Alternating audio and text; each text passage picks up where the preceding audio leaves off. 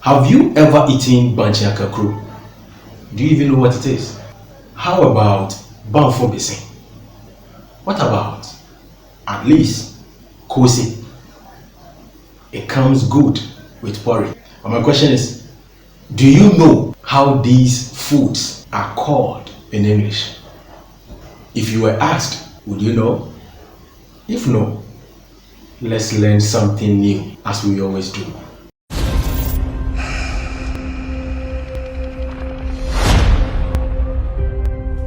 Every day is decision day.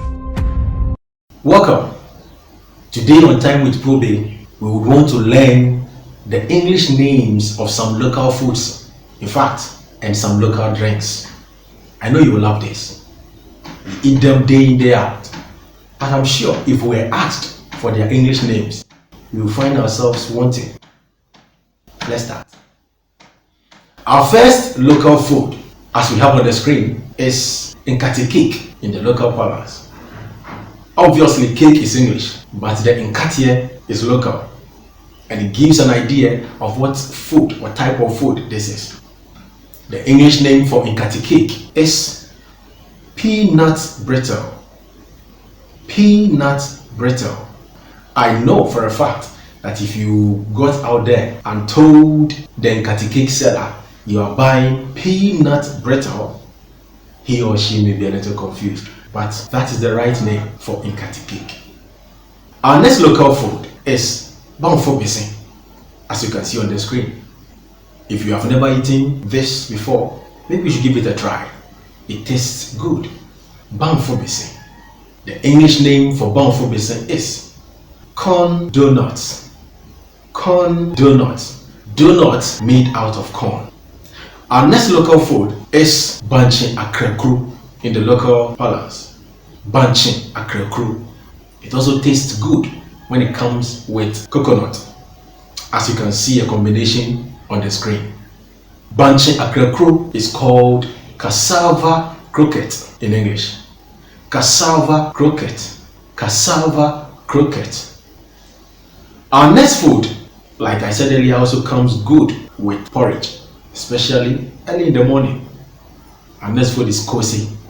Koose in the local parlance. And the English name for koose is beans fritters. Beans fritters. Our next food is akrakro. You would not be wrong to call it akrakro because we have bankye akrakro. This is akrakro made out of ripe plantain. The English name for akrakro or akrakro is plantain fritters. Plantain fritters. Now, our next food, we are not wrong the way we pronounce the name in the local parlance, because as we hear it in the English, so do we try to pronounce it in our local language, and we are not wrong. Our next food is BUFFLOAF. BUFFLOAF. That is how we call it in the local parlance. The English name which born the local language or the local parlance for the name is BUFFLOAF. BUFFLOAF. BUFFLOAF. Our next food is fula.